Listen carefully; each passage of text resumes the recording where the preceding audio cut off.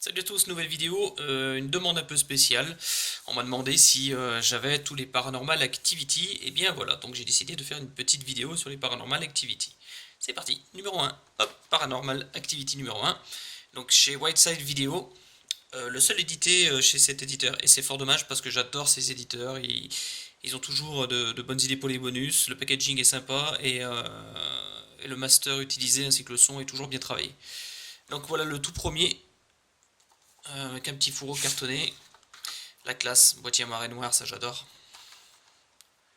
Voilà, donc pour les caractéristiques techniques, c'est de la haute def en 16 neuvième, du français DTS HD, anglais 7 points, HD et sous-titres français. Avec deux versions du film, la version cinéma et la version interactive avec fin alternative. Ouais, donc il y a eu une autre fin. Pour ceux qui connaissent le film, il y a la fin où Kate tord le cou à son mari et la fin où Kate est projetée contre la caméra. Alors, chose assez originale qui arrive souvent dans l'autre sens et pas dans ce sens-là, c'est que les Japonais, après avoir vu le Paranormal Activity, ont décidé de faire le leur, qui n'est autre que la suite du premier, donc qui se passe au Japon avec d'autres personnages, toujours le même, un peu la même histoire, euh, avec bien sûr ce mélange de films de fantômes, d'horreur de fantômes japonais, un peu à la Ring, Grudge et compagnie. Le Tokyo Night, excellente surprise, vraiment excellente surprise. J'ai vraiment, c'est avec le Market One, c'est mon préféré de la série. On retrouve cet esprit japonais. Donc celui-ci, il est sorti chez Seven Set. Petite caractéristique. Voilà, français et anglais 5 points DTS HD Master Audio, sous-titres français, haute def en 16 neuvième. Donc voilà, après les opus américains, le cauchemar continue. Au Japon, où il vient de connaître un succès phénoménal, reprenant tous les ingrédients qui ont fait hurler de peur des millions de spectateurs. Donc il se passe après le 1 et pendant le 2 américain. Et en parlant du 2, le voici, Paranormal Activity 2. Donc qui celui-ci se passe, si mes souvenirs sont bons, avant, pendant et après le 1.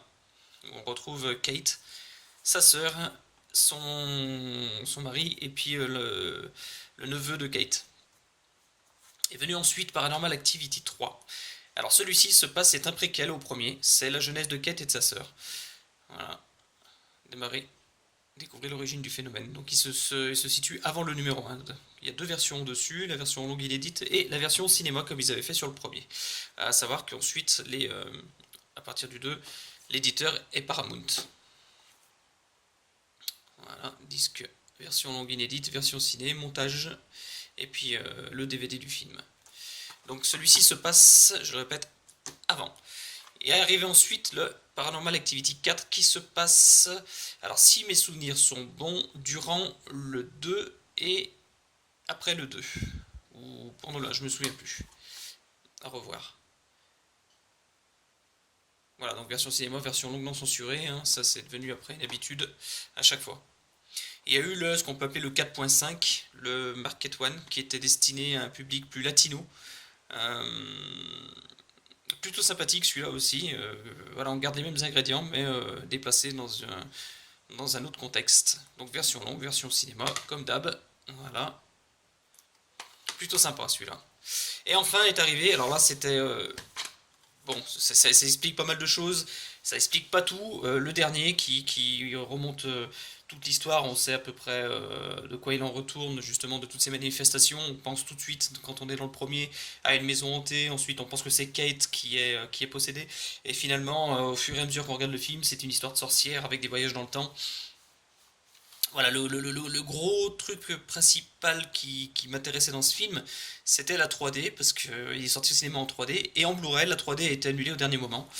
Euh, voilà, pourquoi? Alors apparemment, c'est toujours Paramount qui produit, mais apparemment ce serait le distributeur qui est changé entre-temps, et ils ont perdu les droits de la 3D. Donc fort dommage, parce que c'est vrai que bah, le film est sympa, il explique beaucoup. Il y a de très bonnes idées sur la 3D qui auraient pu être vachement bien exploitées, comme le fait d'utiliser il me semble, Kinect de la Xbox. Enfin, il y a des choses comme ça. Et voilà, donc très bon aussi. Il fait un petit peu peur hein, pour ceux qui craignent un petit peu les films d'horreur. C'est pas super effrayant non plus, mais bon voilà, ça donne des petits frissons. Donc comme d'habitude, hein, nouvelle version non censurée directement hein, sur celui-là. Je crois qu'il n'y a pas de version courte ou de version longue. Ah si, version sale, version longue et version longue avec fin alternative. Voilà, j'avais complètement oublié. Donc voilà, c'était la demande du jour. J'espère que cette petite vidéo vous aura plu et que toutes les vidéos qui sont sur ma chaîne vous plaisent également. Alors j'attends de vous comme d'habitude, hein, si vous avez aimé ou pas, un petit pouce bleu vers le haut ou un petit pouce bleu vers le bas, un petit commentaire serait sympa. Et voilà, je vous dis à très très vite pour d'autres vidéos. En attendant, passez un beau week-end, à plus, ciao ciao.